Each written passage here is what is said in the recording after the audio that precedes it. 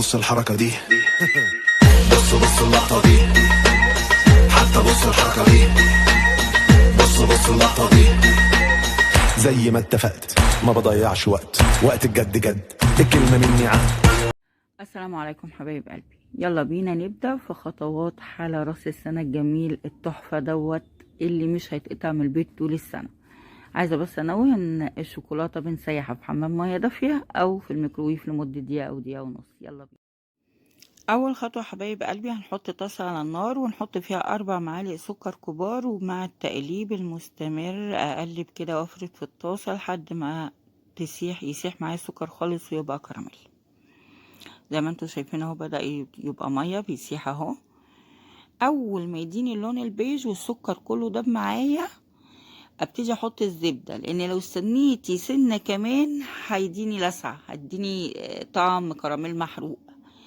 فوهو فاتح خالص كده هتحطي الزبدة وتقلبي على شمعة بقى، بنوطي البوتاجاز خالص. بعد كده بنحط يا معلقتين كريمة خفق يا معلقتين لبن زي ما انا عملت، وتقلبي. ده كده صوص الكراميل اللي تعتمديه في المشروبات والحلويات بتاعتك. لكن انا عشان عايزاه يمط في البسكوت كده ويلزق مع السوداني، حطيت له معلقه نشا مع معلقه لبن علشان يديني المطه دي، واقلب كويس بقى شويه على النار دقيقه كده، دقيقه ونص. بعد كده احط قطعه شوكولاته خام اي نوع ومعلقه زبده صغيره معلقه لبن صغير، وهبتدي احطهم في التلاجة زي ما شوفنا كده يبردوا.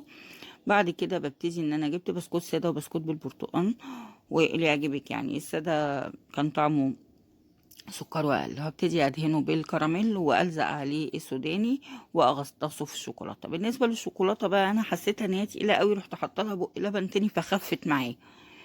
لكن انتي خليها تقيله، لانها هي حلوه والطعم فوق ما تتخيلوا، فوق الممتاز.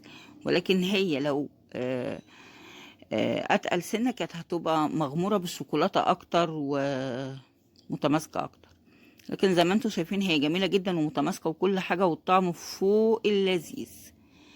اجمل حاجة المطة بقى لما نيجي نكسر البسكوتة دلوقتي.